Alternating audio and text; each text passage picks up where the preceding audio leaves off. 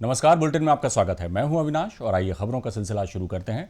मध्य प्रदेश के मुख्यमंत्री शिवराज सिंह चौहान ने कांग्रेस पर जमकर हमला बोला। सीएम ने कमलनाथ से योजनाएं बंद करने और कर्ज माफी नहीं होने पर राहुल के सीएम बदलने वाले बयान पर सवाल उठाए। साथ ही सीएम ने कहा कि बीजेपी महिला सशक्तिकरण के लिए लगातार प्रयास कर रही है। लाडली बहना योजना को सीएम ने सामाजिक क्रांति की कड़ी बताया। वहीं सृष्टि के रेस्क्यू ऑपरेशन को लेकर भी प्रतिक्रिया दी। और भारतीय जनता पार्टी का हमारा, देखिए, मेरी तो जिंदगी का मकसद है माँ बहन और बेटी का सशक्तिकरण। इसलिए योजनाओं की श्रृंखला है।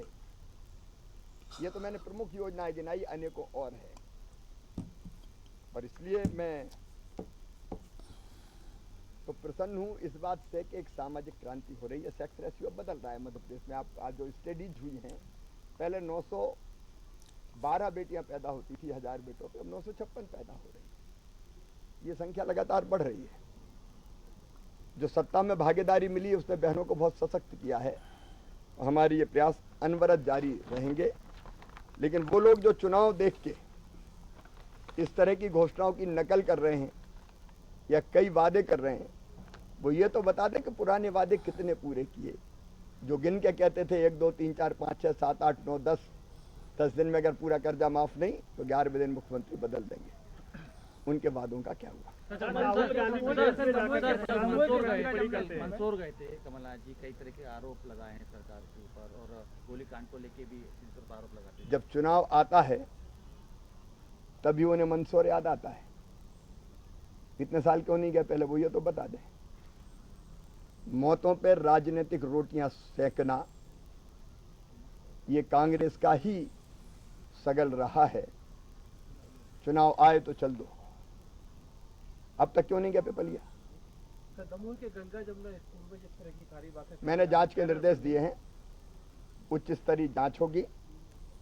एक बात साफ है, कोई भी बेटी को या बच्चों को अलग ड्रेस पहनने के लिए या बांधने के लिए, चाहे वो हिजाब हो बाकी चीज हो, बाध्य नहीं कर सकता। हम कठोरतम कार्रवाई करेंगे। मेरी जांच की रिपोर्ट आने दीजिए, जो सच है उसके आधार पर कार्रवाई होगी। जांच की रिपोर्ट के बाद मैं कहूंगा। कांग्रेस आदिवासी वर्ग को साधने का प्रयास कर रही है। 9 तारीख को बिरसा मुंडा जयंती भी मनाएगी। कांग्रेस केवल चुनाव में साधने की कोशिश करती है। हमने जनजातीय गौरव दिवस कब से मनाना शुरू किया? 15 नवंबर को जनजातीय गौरव दिवस मनाते हैं। कांग्रेस ने कभी पेशा एक्ट लागू नहीं किया। ये पेशा की बात करते रहे। हमने पेशा जमीन पे उतारा है और आज कई ग्राम सभाएं तेंदुपत्ता खुद तोड़ रही है। फॉरेस्ट नहीं तोड़ रहा, वो तोड़ भी रही है और तोड़ के बेच भी रही है। बजरंग सेना का कल हुआ, कांग्रेस में विलय हो गया। वो तुमको नेता ही नहीं मान रहे। अब नेता कौन है मुझे समझ में नहीं आता। कोई कहते हैं भाभी, फिर वही कहलवाते हैं अवश्यम भाभी, और उन्हीं की पार्टी के एक नेता कह देते हैं नहीं कोई फेस ही नहीं है वो तो। अब कोई ये कहे कि नेता प्रतिपक्ष नेता ही नहीं है, उसको विधायकों ने कब चुना? अभी तो शादी विवाह कुछ हुआ नहीं है, तय भी नहीं है। ये लोग शेरवानियां सिलवा के पहन के घूम रहे हैं। सूतना कपास जुलाहों में लट्ठम लट्ठा। सर, ये बजरंग सेना कल भगवा झंडों के साथ कांग्रेस में विलय हुआ, नेता आए, ये सब मतलब कमलनाथ जी जय श्री राम के नारे लगा रहे हैं। कांग्रेस का पाखंड है ये। उनके लिए सब है चुनाव के लिए। अब बजरंग सेना भी याद आ रही है उनको। जनता इस पाखंड को समझती है। ये पाखंड भी है और पाप भी है कांग्रेस। बेटी सृष्टि जो बहुत छोटी आयु की है, वो कल गिर गई थी।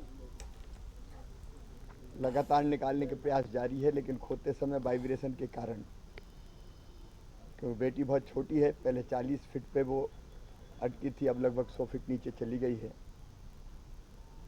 हमने अभी आर्मी कॉल की है, आर्मी पहुंच रही है।